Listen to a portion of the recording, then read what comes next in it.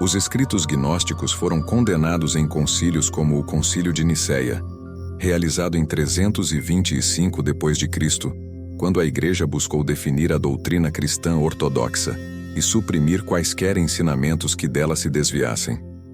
Como resultado, os textos gnósticos foram banidos e seus seguidores frequentemente perseguidos.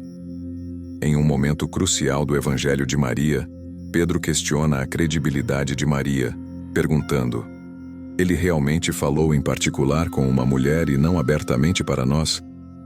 Devemos todos nos voltar e ouvi-la? Ele a preferiu a nós? Evangelho de Maria, capítulo 9, versículos 4 a 5. É um tempo de profunda incerteza.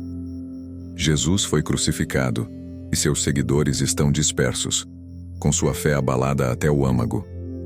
Eles se reúnem em segredo, lutando contra o medo e a dúvida, desesperados por orientação. Entre eles está Maria Madalena, uma mulher muitas vezes ignorada pela história, mas que neste momento emerge como um farol de sabedoria. Pedro e os outros discípulos estão confusos e inseguros, enfrentando a perda de seu líder. Sempre buscaram em Jesus as respostas, mas agora, em sua ausência, estão à procura de direção. É no coração dessa crise que Maria dá um passo à frente, oferecendo uma revelação que mudará tudo.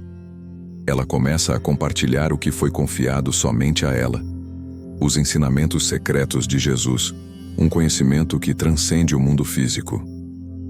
Estes ensinamentos não tratam de seguir regras ou rituais, mas de algo muito mais profundo, algo que vai direto ao cerne do que significa ser humano.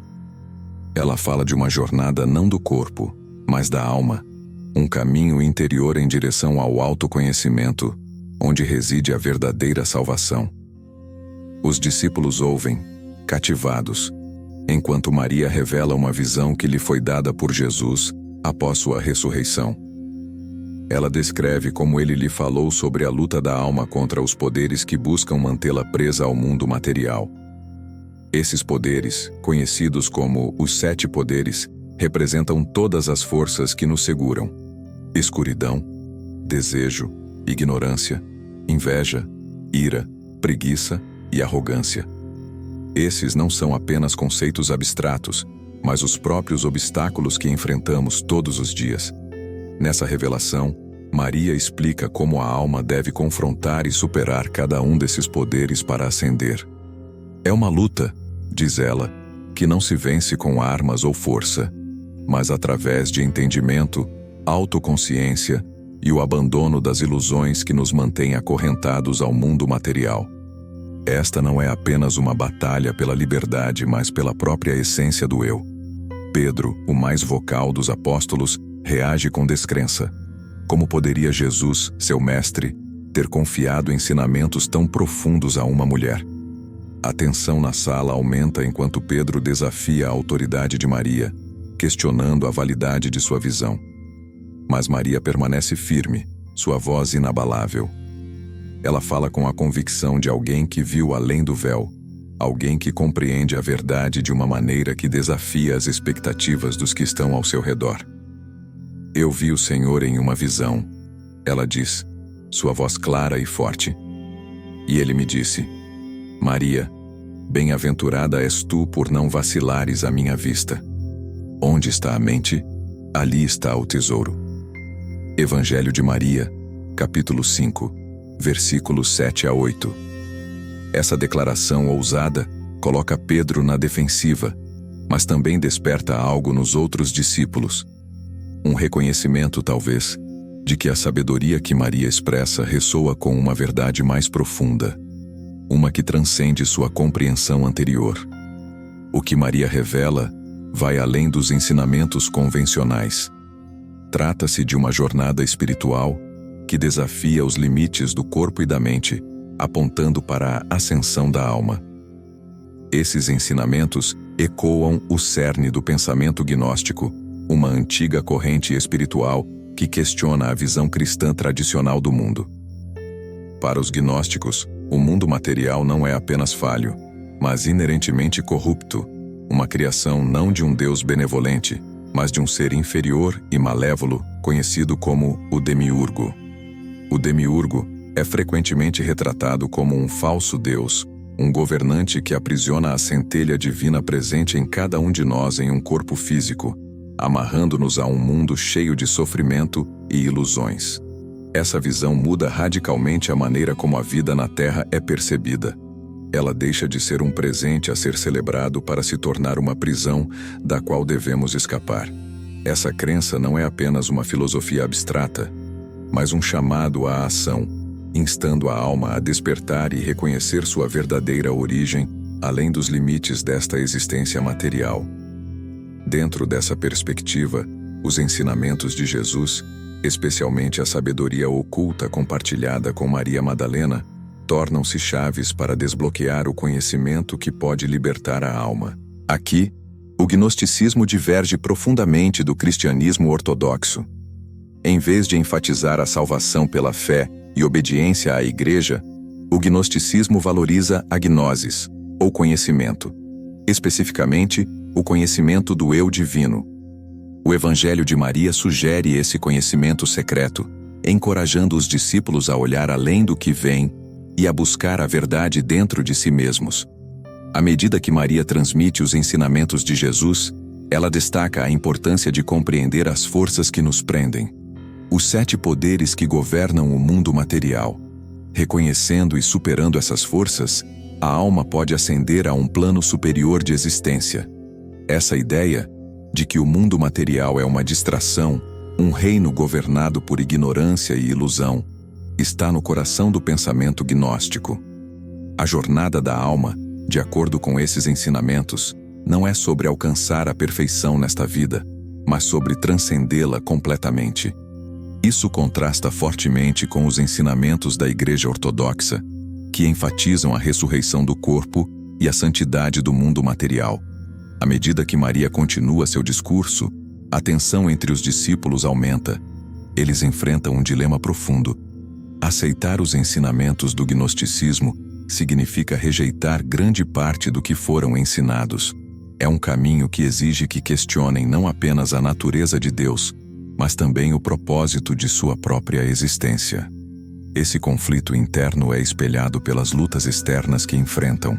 Oposição tanto dentro da comunidade cristã primitiva, quanto da sociedade romana mais ampla, que vê qualquer desvio da ortodoxia como heresia. O gnosticismo não apenas desafia normas religiosas, mas questiona a própria estrutura da sociedade. Ao ensinar que a salvação vem através do conhecimento pessoal e do despertar espiritual, elimina a autoridade das instituições estabelecidas, tanto religiosas quanto políticas. Por isso, textos gnósticos como o Evangelho de Maria foram suprimidos, banidos e quase perdidos na história. Maria descreve como, após a morte, a alma não simplesmente deriva para a vida após a morte. Em vez disso, ela deve confrontar e superar os 7 poderes que governam o mundo material. Esses não são apenas conceitos abstratos, mas forças tangíveis que influenciam todos os aspectos da experiência humana. Cada poder representa um desafio diferente que a alma deve enfrentar para ascender. O primeiro poder, a escuridão, é o nível mais básico da ignorância. É a força que nos cega para a verdade, mantendo-nos presos em um ciclo de confusão e medo.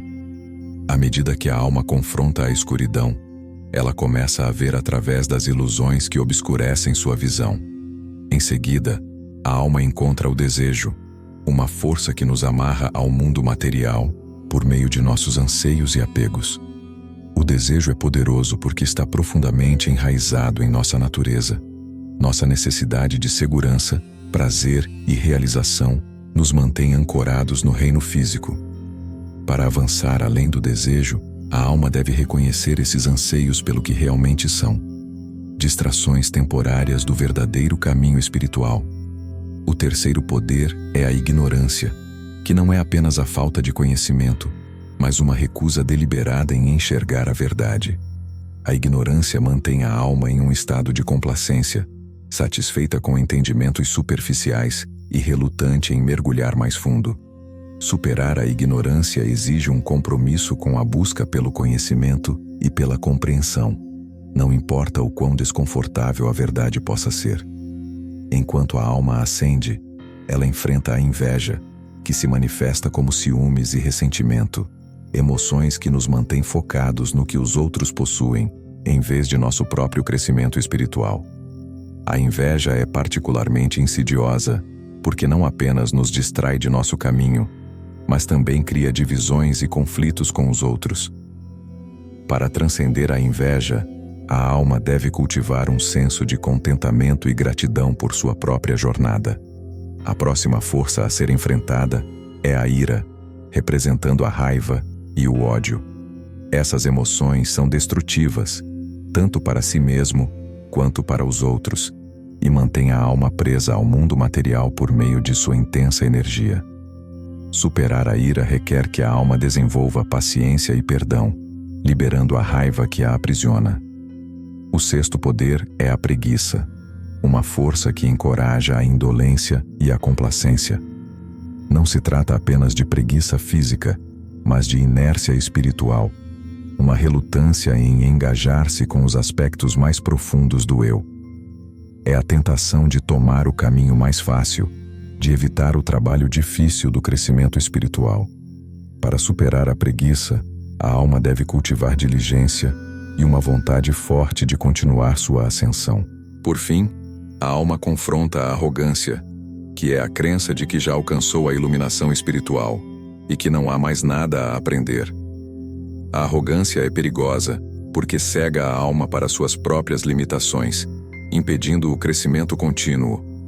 Para superar a arrogância, a alma deve abraçar a humildade, reconhecendo que a jornada é constante e que sempre há mais a aprender. Essa visão da ascensão da alma oferece uma compreensão profunda do pensamento gnóstico. Ela enfatiza que o verdadeiro crescimento espiritual exige um entendimento profundo de si mesmo e um compromisso em superar as forças que nos prendem ao mundo material. Os ensinamentos de Maria fornecem um guia claro e prático para aqueles que buscam transcender as limitações desta vida e alcançar um estado superior de ser. Embora a narrativa tradicional frequentemente relegue Maria Madalena a um papel secundário, os textos gnósticos revelam uma história diferente.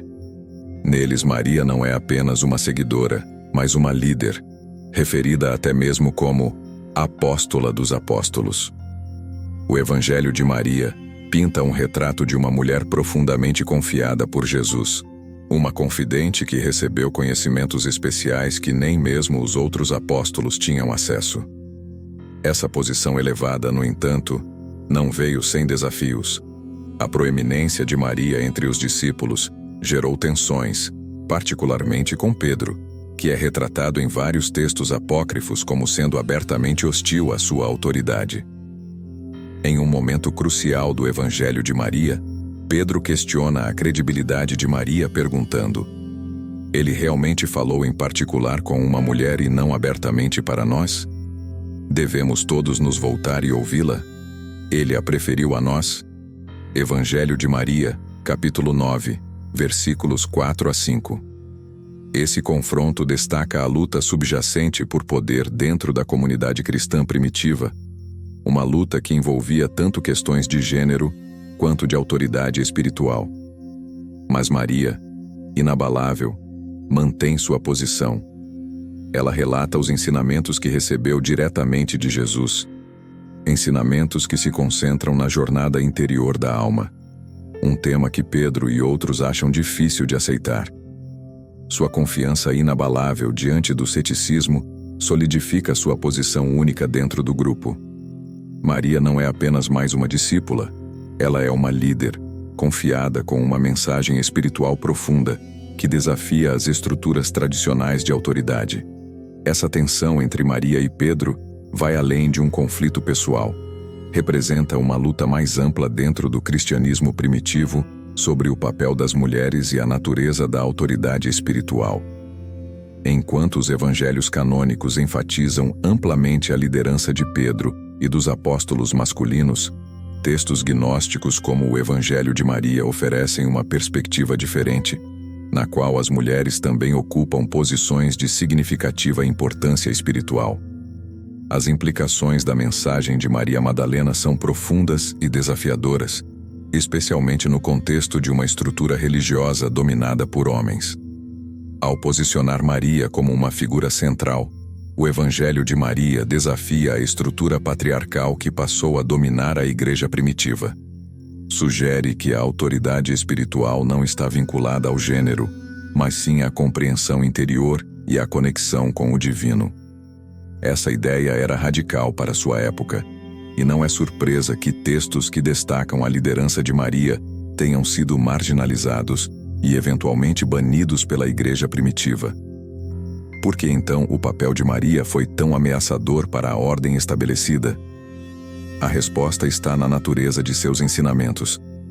Ao contrário da estrutura hierárquica da Igreja, que enfatizava a obediência à autoridade e a adesão à doutrina, a mensagem de Maria era sobre conhecimento interior e experiência espiritual pessoal. Ela ensinava que o caminho para a salvação era através do autoconhecimento e da experiência direta do divino, uma mensagem que minava o poder das instituições religiosas. Esse conceito de autoridade espiritual interior é um tema central no gnosticismo e ressoa fortemente no Evangelho de Maria. Ao defender uma conexão pessoal e direta com o divino, os ensinamentos de Maria eliminam a necessidade de intermediários, sejam eles sacerdotes, apóstolos ou mesmo doutrinas estabelecidas. Isso representava um desafio direto à autoridade da Igreja primitiva, que buscava controlar o acesso ao conhecimento espiritual. O papel de Maria como líder e professora na comunidade cristã primitiva nos força a reconsiderar a narrativa tradicional. Convida-nos a questionar os limites estabelecidos da autoridade espiritual e a explorar a possibilidade de que o movimento cristão primitivo era muito mais diverso e inclusivo do que a história tradicionalmente permite. Como essas ideias revolucionárias, juntamente com outros ensinamentos gnósticos, quase desapareceram da história? A resposta está no destino dos textos gnósticos. Esses escritos, que ofereciam uma perspectiva muito diferente sobre os ensinamentos de Jesus e a natureza do divino, foram sistematicamente suprimidos, rotulados como heréticos e, por fim, banidos pela Igreja primitiva. Mas em 1945, uma descoberta notável trouxe essas vozes perdidas de volta à luz. Em uma pequena cidade egípcia chamada Nag Hammadi, foi desenterrada uma coleção de manuscritos antigos que haviam sido escondidos por quase 1.600 anos. Essa descoberta, conhecida como a Biblioteca de Nag Hammadi, continha uma riqueza de escritos gnósticos, incluindo o Evangelho de Tomé, o Evangelho de Filipe e o Evangelho da Verdade. Esses textos, há muito considerados perdidos, ofereceram uma janela para uma forma de cristianismo primitivo que havia sido praticamente apagada da história. A importância da descoberta de Nag Hammadi não pode ser subestimada. Foi como encontrar uma peça perdida de um quebra-cabeça, revelando um lado do pensamento cristão que havia sido enterrado por séculos. Os textos oferecem insights sobre uma espiritualidade que enfatiza a experiência direta e pessoal do divino, uma abordagem que ressoa profundamente com os ensinamentos de Maria Madalena. Um dos aspectos mais marcantes desses textos gnósticos é seu foco em gnosis, a palavra grega para conhecimento. Mas este não é qualquer conhecimento, é um entendimento profundo e intuitivo do divino dentro de si. O Evangelho de Tomé, por exemplo, começa com as palavras: "Quem encontrar a interpretação dessas palavras não provará a morte." Essa ideia de iluminação espiritual por meio do autoconhecimento é um tema recorrente em muitos textos gnósticos, incluindo o Evangelho de Maria. Mas por que esses textos eram tão ameaçadores para a Igreja primitiva? A resposta está em seu conteúdo. Os escritos gnósticos frequentemente desafiavam as doutrinas estabelecidas da Igreja, oferecendo visões alternativas sobre a natureza de Deus, o papel de Jesus e o caminho para a salvação. Por exemplo, o Evangelho de Filipe apresenta uma visão mais mística do relacionamento entre Jesus e Maria Madalena, sugerindo que eles compartilhavam um vínculo espiritual profundo, talvez mais significativo do que as narrativas tradicionais reconhecem. Além disso, os textos gnósticos frequentemente rejeitam a ideia de um Deus único e onipotente, retratando em vez disso uma cosmologia complexa com múltiplos seres divinos, incluindo um Deus menor ou demiurgo que criou o mundo material. Essa visão contradizia diretamente a doutrina monoteísta da Igreja primitiva e representava um desafio significativo à sua autoridade. A Igreja respondeu a esse desafio com força. Escritos gnósticos foram condenados em concílios como o Concílio de Nicéia, realizado em 325 d.C., onde a Igreja buscou definir a doutrina cristã ortodoxa e suprimir quaisquer ensinamentos divergentes. Como resultado, os textos gnósticos foram banidos e seus seguidores frequentemente perseguidos. Apesar dos esforços da Igreja para apagar esses ensinamentos, a redescoberta da biblioteca de Nag Hammadi garantiu que a sabedoria dos gnósticos não fosse completamente perdida. Hoje, estudiosos e buscadores espirituais estudam esses textos, explorando o rico e diversificado panorama do pensamento cristão primitivo. Eles encontram neles uma mensagem que transcende o tempo. A salvação não é algo concedido por autoridades externas, mas alcançada por meio do profundo autoconhecimento. No ponto de vista gnóstico, o mundo material é visto como uma criação do demiurgo, um Deus menor e imperfeito, que aprisiona as almas em corpos físicos. O verdadeiro Deus, de acordo com esse pensamento, está além deste reino material, e a centelha divina dentro de cada pessoa é um fragmento dessa realidade superior. Para escapar do ciclo de nascimento, morte e renascimento no mundo material, é necessário despertar para essa divindade interior por meio da gnosis, um conhecimento intuitivo e profundo de si mesmo e do divino. Os ensinamentos de Maria Madalena, conforme descritos no Evangelho de Maria, alinham-se perfeitamente com essa ênfase gnóstica no autoconhecimento. Ela fala da jornada da alma não como um caminho de conquistas externas ou obediência a dogmas, mas como uma busca interior para superar a ignorância e realizar sua verdadeira natureza. Essa jornada envolve confrontar os 7 poderes, forças do mundo material que mantêm a alma aprisionada. No coração dessa busca está a essência do que Maria ensinou: libertar-se das correntes que nos prendem, desejo, ignorância, arrogância, e elevar-se a um estado de entendimento superior. Seus ensinamentos, por mais que tenham sido silenciados e relegados às margens da história, continuam a inspirar aqueles que ousam questionar, explorar além das aparências e buscar a verdade mais profunda sobre si mesmos. Se essa narrativa ressoou em você, saiba que não precisa trilhar esse caminho sozinho. O livro A Divina Criação é um guia essencial para quem deseja desvendar os mistérios da criação, da consciência e da transformação interior. Ele oferece ferramentas práticas e insights profundos para iniciar sua jornada rumo ao despertar e à realização do seu potencial divino. Além disso, o programa Mente Dimensional foi criado para aqueles que querem ir além da leitura e vivenciar um processo guiado de autotransformação. Em 33 dias, você será conduzido por práticas e conhecimentos que expandem a consciência, rompem padrões limitantes e despertam o poder criador adormecido dentro de você. Este programa oferece não apenas uma oportunidade de aprendizado, mas uma experiência de conexão profunda com sua essência. Liberte-se pelo conhecimento, transforme-se pela percepção. A jornada começa agora.